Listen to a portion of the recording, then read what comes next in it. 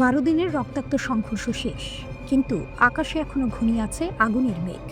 Iran সতর্ক করে বলছে, আরেকবার ভুল করলে এমন কিছুর মুখোমুখি হবে যা কল্পনাতেও আনতে পারবে না। প্রশ্ন উঠছে, এটি কি শুধুই হুঙ্কার নাকি বাস্তব শক্তির ঘোষণা? ইসরায়েল ও যুক্তরাষ্ট্রের সঙ্গে সাম্প্রতিক যুদ্ধে নিজেদের সামরিক বাহিনী নতুন করে সাজাতে শুরু করেছে ইরান। যুদ্ধ শেষ হলেও ষড়যন্ত্র শেষ হয়নি। নিষেধাজ্ঞার হুমকি, গোয়েন্দা তৎপরতা, গোপন হামলার প্রস্তুতি সবই চালিয়ে যাচ্ছে ইহুদিবাদী শক্তি। কিন্তু তেহরানও নীরব নয়, বরং কঠোর গোপনীয়তার ভেতর থেকেও আগাম আঁচ করতে পারছে প্রতিটি পরিকল্পনা। ইরানের Islamic revolutionary guard corps IRGC স্পষ্ট জানিয়েছে, শত্রুরা দুটি চাপিয়ে দেওয়া যুদ্ধে পরাজিত হয়েছে। রাজনৈতিক, অর্থনৈতিক ও নিরাপত্তা অস্থিতিশীলতার চেষ্টা ব্যর্থ হয়েছে। তাদের ভাষায়, পরের যুদ্ধ যদি শুরু হয়, আমরা কমান্ডিং অবস্থান নিয়ে মাঠে নামব। প্রেস টিভি জানিয়েছে, আইআরজিসি তাদের সশস্ত্র বাহিনীকে নতুনভাবে সাজাচ্ছে। আক্রমণাত্মক ও প্রতিরক্ষামূলক শক্তি একসাথে বাড়ানো হচ্ছে। যুদ্ধক্ষেত্রে বিভিন্ন ইউনিটের মধ্যে সমন্বয়, কৌশলগত সক্ষমতা ও প্রযুক্তি সবই উন্নত করা হয়েছে। আইআরজিসি জোর দিয়ে বলছে, ইরানিদের ইস্পাত কঠিন মনোবল কখনো ভাঙতে পারবে না। এখানেই টুইস্ট। অনেকেই ভাবছেন, ইরান কি সত্যিই মারাত্মক পাল্টা জবাব দেওয়ার অবস্থানে পৌঁছেছে? এর উত্তর পাওয়া গেছে তাদের সাম্প্রতিক এক পদক্ষেপ থেকে। তেহরান হঠাৎ করেই পরীক্ষা চালিয়েছে একটি আন্তঃমহাদেশীয় ব্যালিস্টিক ক্ষেপণাস্ত্রের। নাম প্রকাশ না করলেও ধারণা করা হচ্ছে, এটি কমপক্ষে 5000 কিলোমিটার দূরের লক্ষ্যবস্তুতে আঘাত হানতে সক্ষম। অর্থাৎ মধ্যপ্রাচ্য থেকে ইউরোপ বা আমেরিকার ঘাঁটি পর্যন্ত সবই এর আওতায়। শুধু হুমকি নয়, বাস্তব যুদ্ধক্ষেত্রেই ইরান তাদের শক্তির প্রমাণ দিয়েছে। গত 13ই জুন যখন ইসরায়েল ইরান জুড়ে বিমান হামলা শুরু করে, মাত্র 24 ঘন্টার মধ্যে আইআরজিসি পাল্টা আঘাত হানে। শত শত ড্রোন ও ব্যালিস্টিক মিসাইল একসাথে ছুটে যায় ইসরায়েলের সামরিক ঘাঁটি ও গুরুত্বপূর্ণ স্থাপনায়। এমন জবাব কল্পনাও করতে পারেননি প্রধানমন্ত্রী বেনিয়ামিন নেতানিয়াহু। তবে ইরানও ক্ষতির মুখ দেখেছে। 12 দিনের সংঘর্ষে তেহরান হারিয়েছে অন্তত 1064 জন, যাদের মধ্যে ছিলেন সামরিক কর্মকর্তা ও পরমাণু বিজ্ঞানী। কিন্তু রক্তক্ষয়ী মূল্য দেওয়ার পরও তারা ঘুরে দাঁড়িয়েছে, আর সেই ঘুরে দাঁড়ানোই এখন তাদের শক্তির বার্তা বহন করছে। সবশেষে এক বিষয় স্পষ্ট, ইরান আর শুধু সতর্ক বার্তা দিচ্ছে না, তারা জানাচ্ছে প্রয়োজনে স্থল, আকাশ ও সমুদ্রে পূর্ণাঙ্গ যুদ্ধের জন্য প্রস্তুত। আর তাদের শত্রুরা যদি আবারও আগ্রাসনের পথ বেছে নেয়, তবে ফলাফল আগের যে কোনো সময়ের চেয়ে ভয়াবহ হতে পারে। তাই প্রশ্ন নয়, উত্তরই স্পষ্ট। ইরানের হুঙ্কার শুধু কথা নয়, সেটি বাস্তব শক্তিরই ঘোষণা।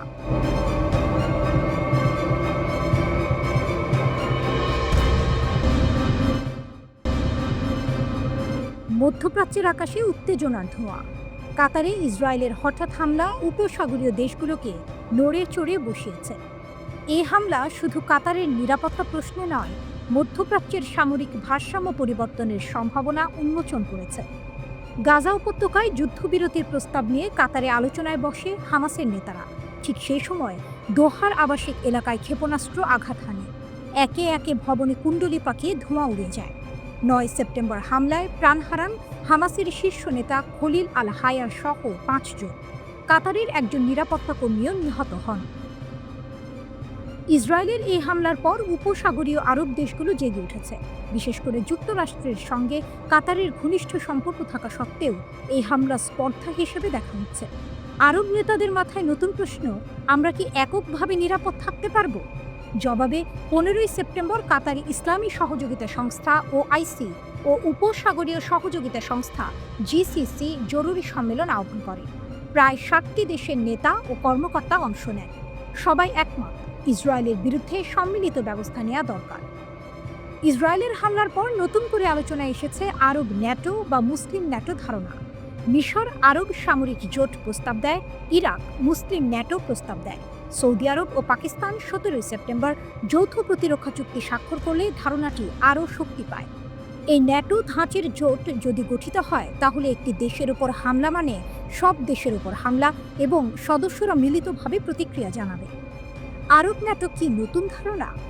যুক্তরাষ্ট্রের নেতৃত্বাধীন সামরিক জোট ন্যাটোর 5 অনুচ্ছেদ অনুযায়ী কোনো সদস্য দেশ হামলার শিকার হলে এটিকে সব দেশের হামলা হিসেবে ধরে নেওয়া হবে।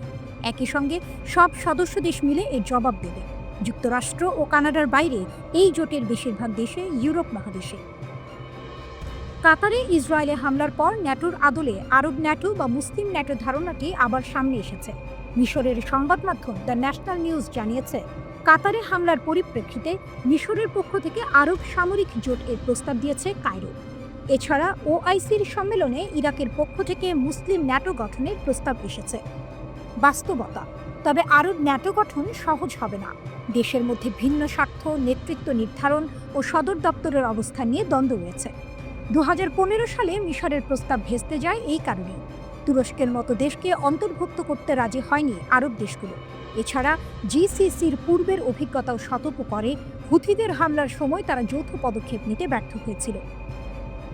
কাতারে হামলা, সৌদি পাকিস্তান চুক্তি এবং ইসরায়েলের উচ্চাকাঙ্ক্ষা মধ্যপ্রাচ্যের মানচিত্রে নতুন ভাবনা জাগাচ্ছে। গ্রেটার ইসরায়েল পরিকল্পনা বাস্তবায়ন করতে চাইছে ইসরায়েল, যেখানে ফিলিস্তিন, লেবানন, সিরিয়া ও জর্ডান অন্তর্ভুক্ত। আরব নেতারা এই হুমকি হালকাভাবে নিচ্ছেন না। জনগণের ক্ষোভও তীব্র, বিশেষ করে গাজায় গণহত্যা এবং যুক্তরাষ্ট্রের নীরবতার কারণে। সৌদি আরব পাকিস্তান যৌথ প্রতিরক্ষা চুক্তি, কাতারের নিরাপত্তা উদ্বেগ এবং ইসরায়েলের আগ্রাসী মনোভাব সব মিলিয়ে আরব ন্যাটো বা মুসলিম ন্যাটোর সম্ভাবনা। সৌদি আরব পাকিস্তান যৌথ প্রতিরক্ষা চুক্তি, কাতারের নিরাপত্তা উদ্বেগ এবং ইসরায়েলের আগ্রাসী মনোভাব সব মিলিয়ে আরব ন্যাটো বা মুসলিম ন্যাটোর সম্ভাবনা আবার আলোচনায় এসেছে। তবে বাস্তবতা কঠিন। সদস্য দেশগুলোর মধ্যে ঐক্য এবং নেতৃত্ব নিয়ে দ্বন্দ্ব, আঞ্চলিক আধিপত্যের হিসাব সবই জোট গঠনের পথে বড় বাধা। মধ্যপ্রাচ্যের এই নাট্যক্ষেত্রে এখন নতুন সম্ভাবনা আর চ্যালেঞ্জের যুগ শুরু হয়েছে। আরব নেতারা দাঁড়াচ্ছেন নতুন কৌশল ও যৌথ প্রতিরক্ষার পথে, যেখানে আঞ্চলিক শান্তি ও নিরাপত্তার ভার তাদের হাতে।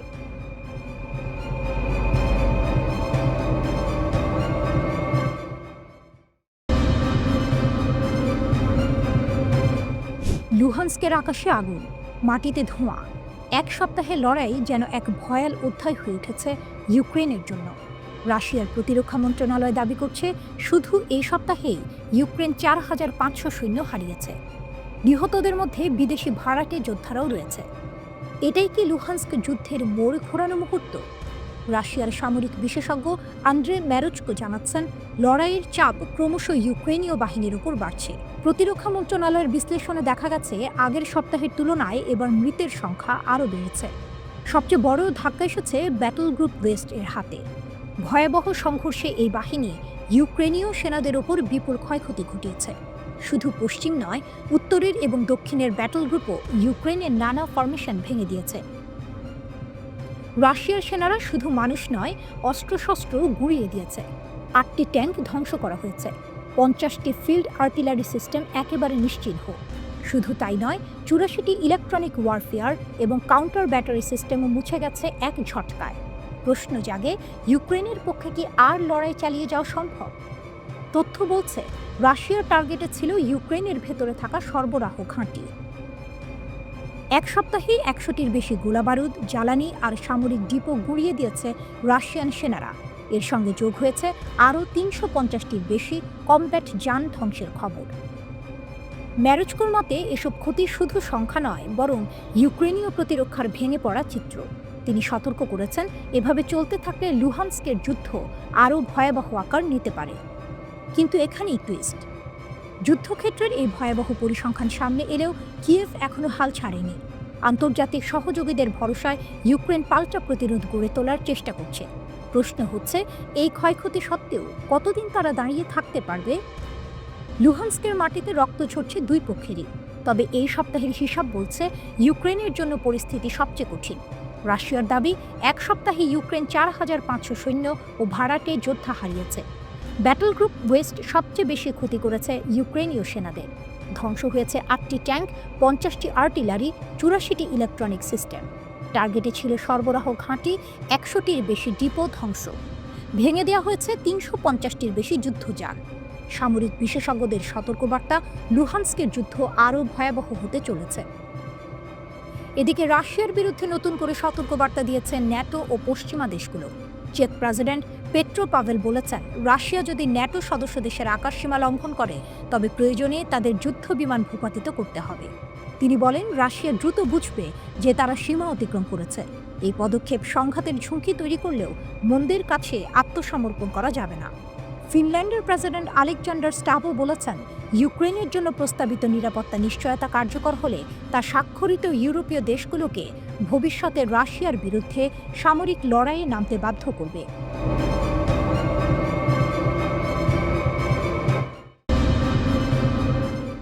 আশদোদের আকাশে রকেট, রাতের নীরবতা হঠাৎ ভেঙে গেল সাইরেনের শব্দে।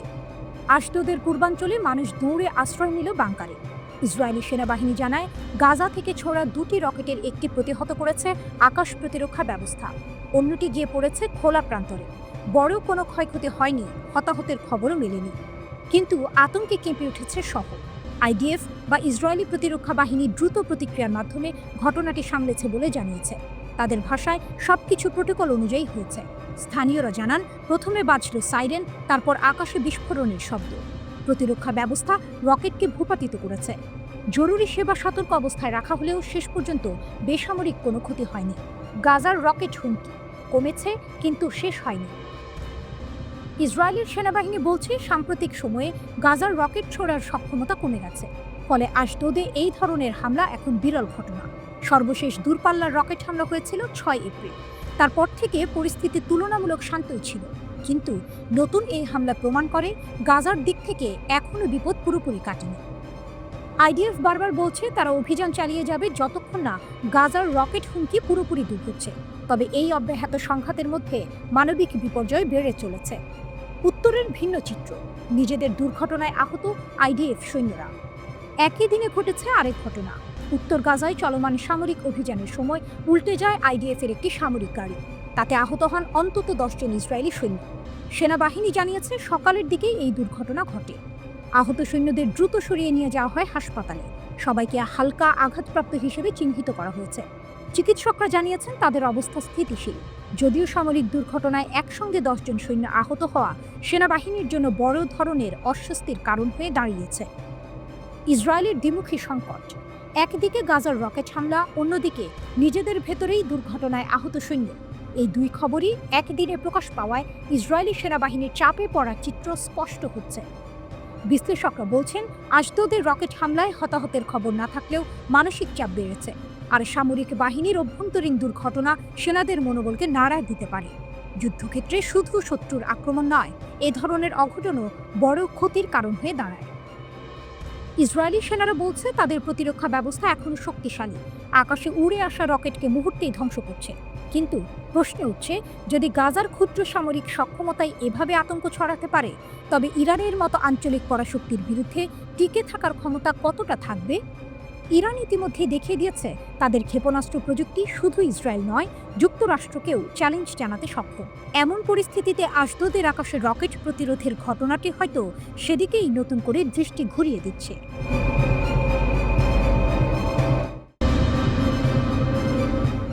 গোপন সামরিক ঘাঁটি আর মিশরের হুঁশিয়ারি, ইসরায়েল ঘিরে শঙ্কার মেঘ। ইসরায়েলের সীমান্তে হঠাৎই উঠেছে এক ঝড়। খবর ছড়িয়ে পড়েছে, মিশর নাকি গোপনে তৈরি করছে সামরিক ঘাঁটি, প্রসারিত করছে ইয়ার্ড স্ট্রিপ, মাটির নিচে বানাচ্ছে রহস্যময় অবকাঠামো। আর এতে কেঁপে উঠেছে তেল আবিব।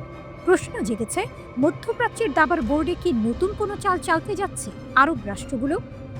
চ্যানেল 12-এর এক প্রতিবেদনে বলা হয়েছে, ইসরায়েল এই প্রস্তুতিকে 1979 সালের শান্তি চুক্তির সরাসরি লঙ্ঘন হিসেবে দেখছে। তাদের দাবি, কায়রো সীমান্তে ভয়াবহভাবে সেনা জমা করছে। ভূগর্ভস্থ নতুন স্থাপনায় কি আছে তার ব্যাখ্যা এড়িয়ে যাচ্ছে মিশর। ইসরায়েলি কর্মকর্তারা সন্দেহ করছেন, এগুলো হয়তো যুদ্ধবিমান কিংবা ক্ষেপণাস্ত্রের জন্য তৈরি অবকাঠামো। তেল আবিবে আতঙ্ক এতটাই বেড়েছে যে প্রধানমন্ত্রী নেতানিয়াহু নাকি বিষয়টি নিয়ে মার্কিন পররাষ্ট্রমন্ত্রী মার্কো রুবিওর সঙ্গে জরুরি বৈঠক করেছেন। জেরুজালেমেই হয়েছে সেই বৈঠক। মার্কিন যুক্তরাষ্ট্র শান্তি চুক্তির গ্যারান্টর হিসেবে এখন চাপে আছে। ইসরায়েল চাইছে তারা যেন কায়রোর উপর চাপ প্রয়োগ করে। একজন ইসরায়েলি কর্মকর্তা চ্যানেল 12-কে সরাসরি বলেছেন, মিশর যা করছে তা অত্যন্ত গুরুতর। কিন্তু অন্যদিকে কায়রো সব অভিযোগ উড়িয়ে দিয়েছে। মিশরের এক কর্মকর্তা স্পষ্ট জানিয়ে দিয়েছেন, এসব ভিত্তিহীন। এমনকি তিনি বলেছেন, ট্রাম্প প্রশাসনও সম্প্রতি কোনো উদ্বেগের কথা কায়রোকে জানায়নি। তবে পর্দার আড়ালে অন্য ছবি আঁকা হচ্ছে। ইসরায়েলের ভয়, গাজা থেকে যদি শরণার্থীদের ঢল নামানো হয়, তাহলে সেই বোঝা গিয়ে পড়বে সিনাই উপদ্বীপে। আর এটি মিশরের জন্য অগ্রহণযোগ্য। তারা আগেই বলেছে, গাজার মানুষকে জোরপূর্বক ঠেলে দেওয়া হলে সেটা হবে তাদের জন্য একেবারে রেড লাইন।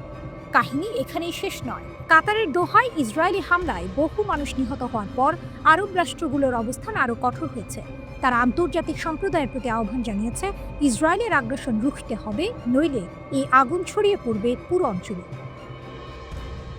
মঞ্চ যেন সাজানো। একদিকে ইসরায়েলের আতঙ্ক, অভিযোগ আর মার্কিন হস্তক্ষেপের চেষ্টা, অন্যদিকে মিশরের অস্বীকার অথচ রহস্যময় সামরিক প্রস্তুতির গুঞ্জন। আকাশে ভেসে বেড়াচ্ছে যুদ্ধ বিমানের ছায়া, মাটির নিচে লুকানো অজানা টানে। প্রশ্ন একটাই, এ কি কেবল প্রতিরক্ষা, নাকি আরব দুনিয়া ইসরায়েলের বিরুদ্ধে নতুন কোনো সামরিক ঢেউ তুলতে যাচ্ছে? মধ্যপ্রাচ্যের বাতাস আজ ভারী, উত্তেজনায় ঠাসা।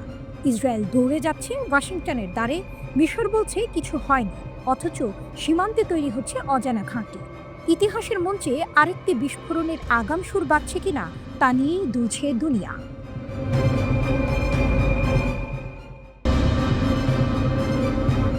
যুদ্ধের ছায়া। গাজার সীমান্তে মিশরের অগ্নিঝরা হুঁশিয়ারি। গাজার আকাশে এখনো ধোঁয়া, রাস্তায় নীরবতা।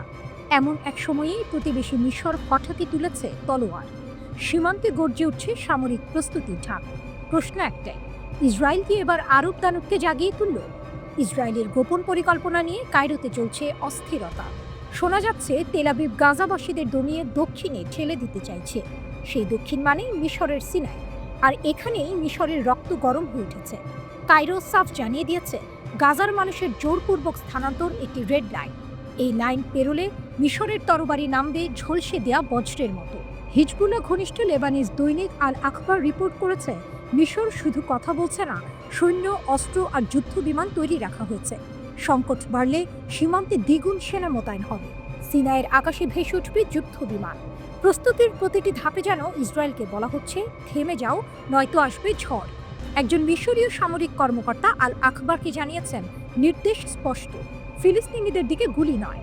এর মানে মিশরের অস্ত্র শত্রু নয়, মানবতার পাশে দাঁড়াতে প্রস্তুত। তবে একই সঙ্গে তিনি সতর্ক করেছেন, যদি গাজাবাসীদের তাড়ানোর চেষ্টা হয়, প্রতিক্রিয়া আসবে মানবিক আইন মেনে, কিন্তু বজ্রাঘাতের মতো কঠোর। ইসরায়েলও নিশ্চুপ নেই।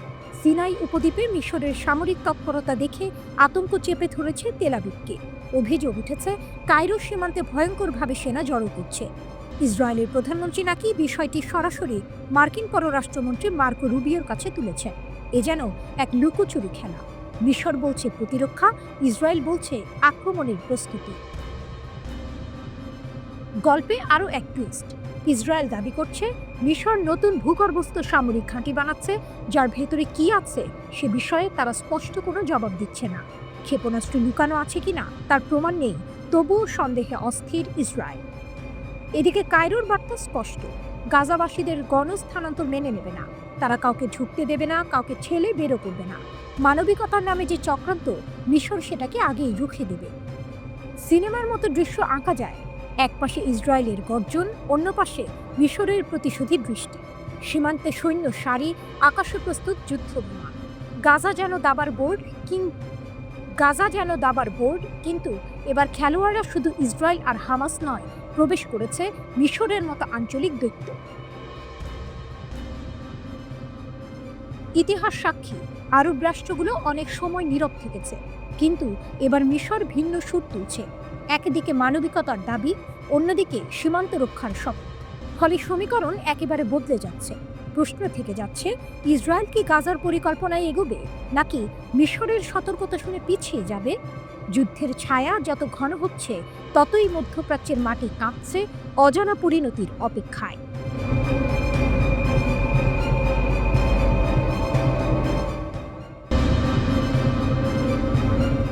সর্বাত্মক যুদ্ধের কিনারায় তুরস্ক ও ইসরায়েল।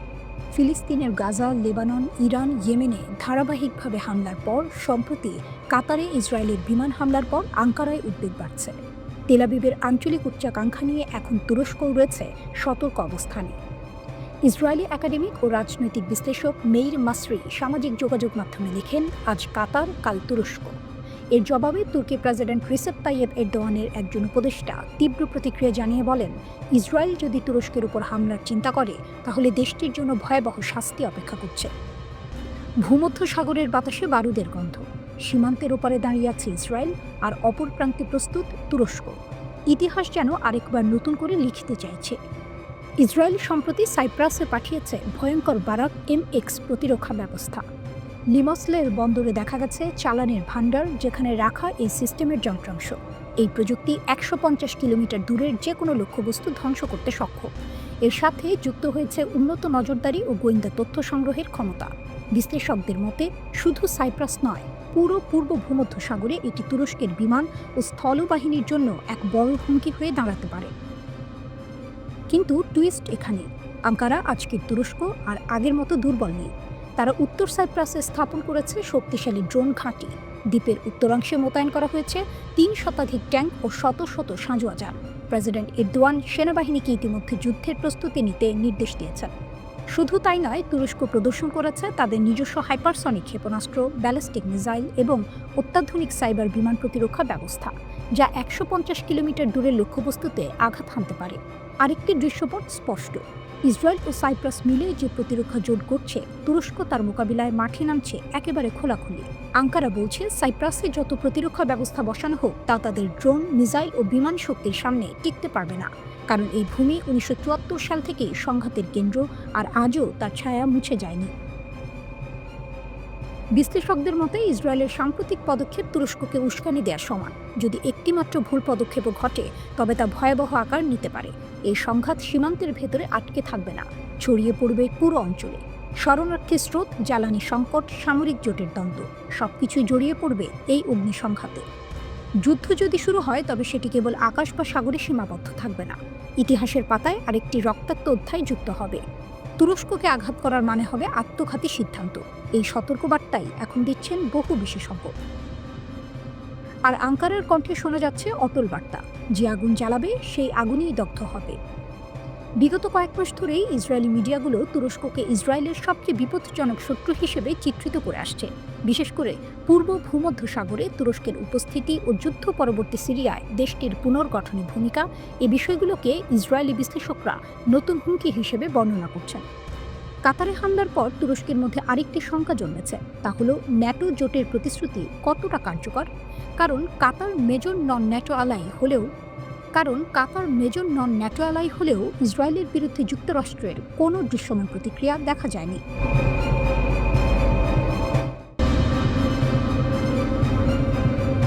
সিনাই মরুভূমিতে গর্জে উঠল চীনা ক্ষেপণাস্ত্র, মিশরের সতর্কবার্তা ইসরায়েলকে। মরুভূমির উত্তপ্ত বাতাসে হঠাৎই ভেসে উঠেছে গর্জন। না, এটা কোনো প্রাকৃতিক ঝড় নয়। সিনাই উপদ্বীপে এবার নাকি দাঁড়িয়ে গেছে চীনের তৈরি ভয়ঙ্কর HQ-9B ক্ষেপণাস্ত্র প্রতিরক্ষা ব্যবস্থা। মধ্যপ্রাচ্যের আকাশে নতুন করে যেন যুদ্ধের মেঘ জমে উঠছে, আর সেই ঝড়ের কেন্দ্রে আজ মিশর। ইসরায়েল যখন গাজায় নতুন করে স্থল অভিযান শুরু করেছে, ঠিক তখনই আঞ্চলিক গণমাধ্যমে ছড়িয়ে পড়েছে খবর মিশর মোতায়েন করেছে এই HQ-9B সিস্টেম। যদিও খবরটি স্বাধীনভাবে যাচাই করা যায়নি, তবে সত্যি হলে এর প্রতীকী অর্থই সবচেয়ে বড়। 1967 সালের 6 দিনের যুদ্ধ মনে করিয়ে দেয় এই পদক্ষেপ, যখন ইসরায়েল দখল করেছিল সিনাই, পশ্চিম তীর ও গোলান মালভূমি। পরে 1979 সালের শান্তি চুক্তির মাধ্যমে সিনাই ফেরত পায় মিশর। সেই চুক্তিতে ভারী সামরিক উপস্থিতি সীমিত রাখা হয়েছিল। তাই এবার মিশরের এই পদক্ষেপ শুধু প্রতিরক্ষা নয়, বরং ইতিহাসের পাতায় নতুন এক মোড়। টুইস্ট লুকিয়ে আছে কূটনীতিতে। মিশরের পররাষ্ট্রমন্ত্রী বদর আব্দুল আফতি স্পষ্ট হুঁশিয়ারি দিয়েছিলেন, গাজা থেকে যদি জোর করে মানুষকে সিনাইতে ঠেলে দেওয়া হয়, তবে সেটাই হবে মিশরের নিরাপত্তার জন্য রেড লাইন। আর সেই সতর্কবার্তার পরপরই HQ-9B মোতায়েনের খবর প্রকাশ্যে আসে। এটি নিছক কাকতালীয় নয়, বরং স্পষ্ট এক সংকেত।